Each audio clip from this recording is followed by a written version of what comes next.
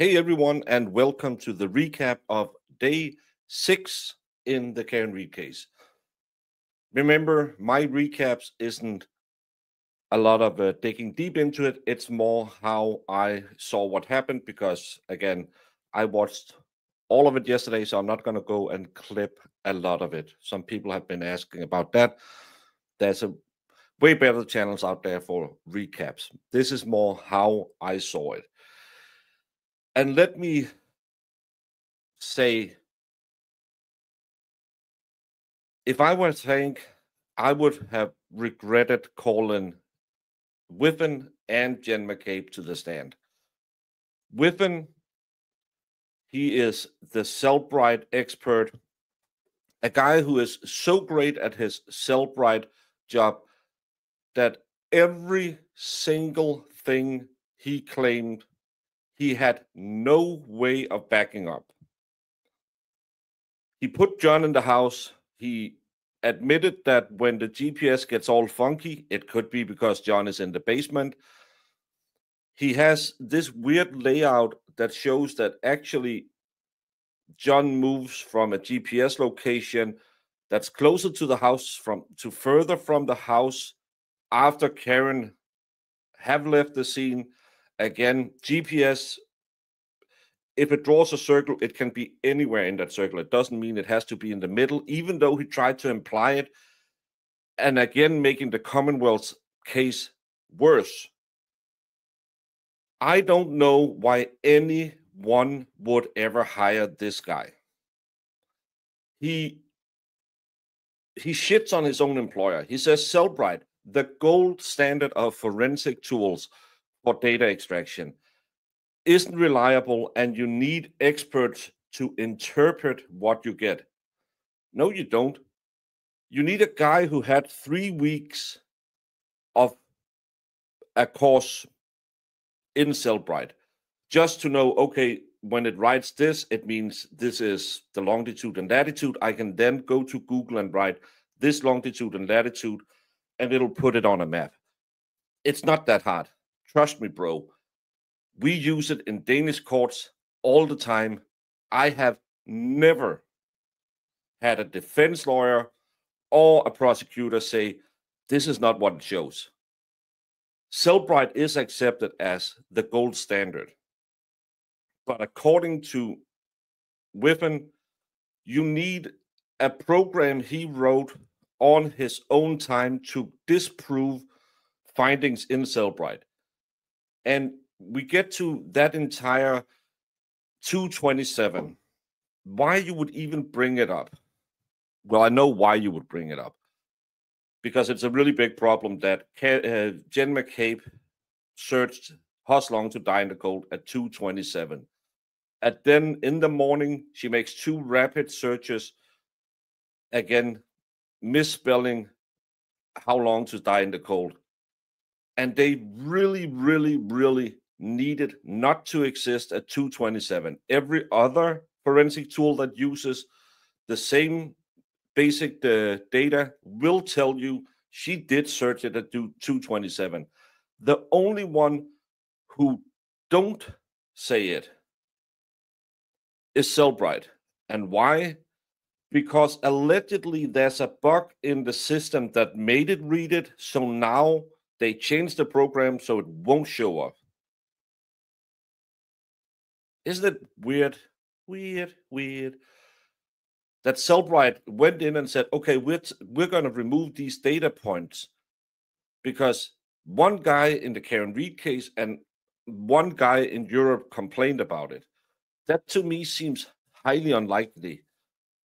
Funny thing, while the trial went on yesterday, while Whiffen was on the stand constantly saying, all my tests I can't replicate because I didn't do any of the things you need to do to make a test.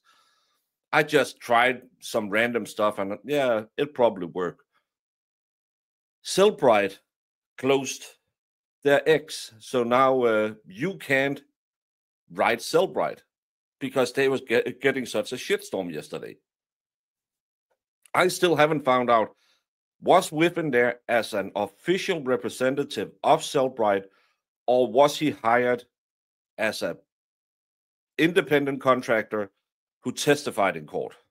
I think Alessi should have tried and figured that out, because what we saw yesterday was Whiffen clearly saying you can't trust Cellbrite, the program that has put tens of thousands, if not hundreds of thousands of people in prison over the last few years. He also did tests on how long the battery would take to cool down. Did he do it in a scientific, controlled way where you do one study where you leave the phone on the ground in the same temperatures as was at Fairview 34 that night with the same snow, and then did a test where he took the same scenario but put a body on top of it to make sure that it would never dip below the 80 degrees that John's body had when he was found? No. This guy took his phone, went to his freezer in the kitchen, chucked the phone in the freezer, and then he went back a while later and said, yeah, it's colder. He didn't even know what temperature was at Fairview that night. I was told it was a blizzard. That's another thing. They keep talking about this blizzard. This blizzard didn't arrive till after John O'Keefe was in the front lawn. Everyone talks about it like the blizzard was omnipresent. Sleuthi Goosey sent me the weather charts. 3.3 inches of accumulated snow up until 7 a.m. that morning. There was no blizzard. The blizzard arrived later. But this guy couldn't even do enough due diligence to reach out to Sleuthi and said, you have all the evidence. Can I please have some? He just, yeah, I'll chuck a phone in the freezer. When you go and look on Court TV, who is always heavy biased against any defendant, their polls are looking really bad for the Commonwealth. What looks even worse for the Commonwealth is putting Jen McCabe on the stand. Jen McCabe is kind of our Lex Luthor, because we watched the first trial. We know this lady lies a lot. We know she makes up a new story almost every time she's questioned because the old story doesn't fit any longer. She took the stand yesterday. New look, everything was fine. And with the new look, she had a new story. Remember, the jury don't know how much she lied until we get to cross, and hopefully they can get it out of her. But her entire story have now changed to, well, at some point she claims she arrived after the Nagel boy arrived to pick up his sister. But she also claims she was texting John while Carrie was parked at the mailbox. Funny enough, there was no Jeep at the mailbox yesterday. How can you text John at the mailbox when we know when Nagels move in behind Karen Reed, she's at the mailbox, then moves up? If you arrived after Nagel, it's all of these little things that makes it a hell to get on cross-examination, because your story just doesn't add up. Remember the last trial, she saw him at least 5 times out of the front door and the kitchen window. This time she never looked out the kitchen window. Now she only looked out of the door. It was only 3 times. The last time she texted him at 12:45, this is when the last time, and she swore to that under the pains of perjury. She said, I saw Karen at 12:45:31, I think the time is. We know that's not possible. We know, if we even go by the Commonwealth theory, at 12:45, Karen has left the house. John is laying right there. You should have seen him if you looked out the front door. He's a 6'2", 216-pound man. Trust me, you would see him. But that's not what you told at the last trial. Now you changed your story again. You had the weird story about what happened when you got the phone call. Now Karen tells you on the phone, my tail light is busted. I hit him. All of this is new. when she goes out to meet Karen, her husband yells down, "Don't drive around with the busted taillight." And then when they get to the house looking for John at Clearwater, he's shown the taillight again.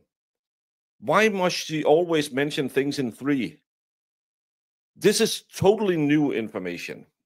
She will then go on cross and say, well, you must have it the wrong way. She should never have been called.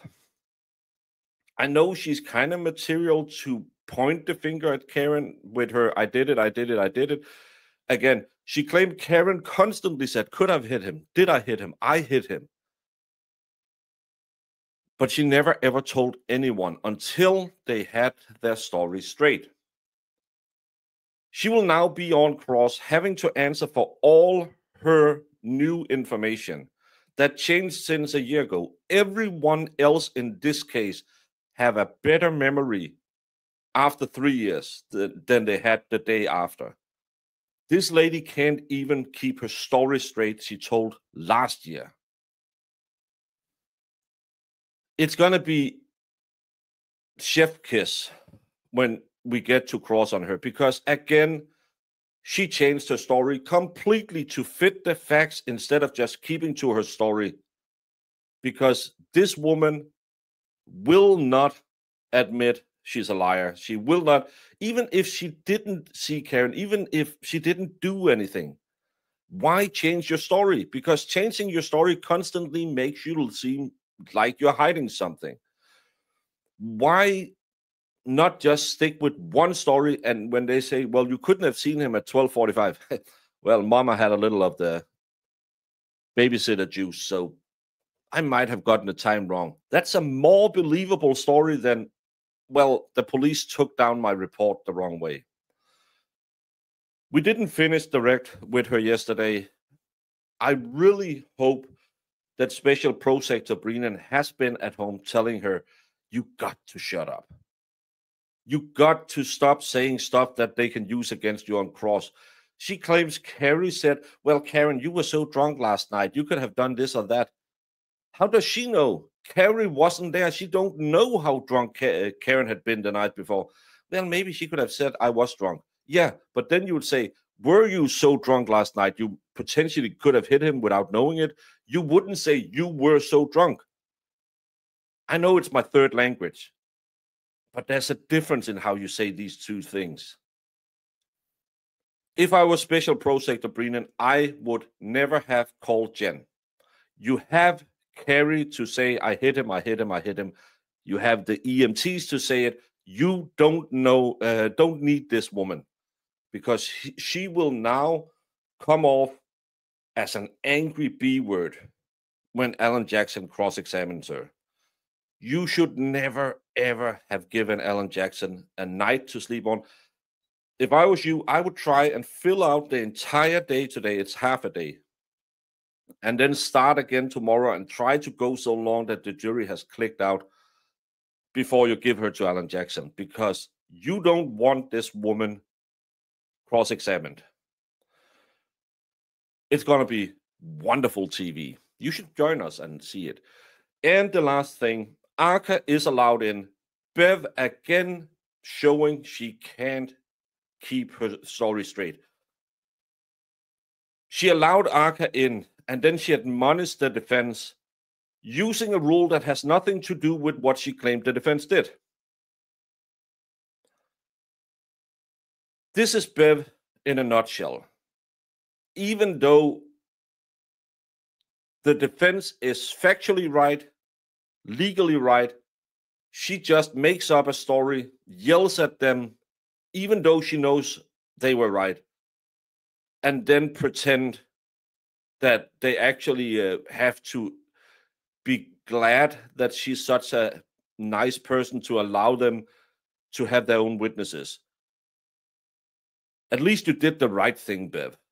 But why, oh, why do you need to always try and preference it like the defense did something wrong? Your bias is showing.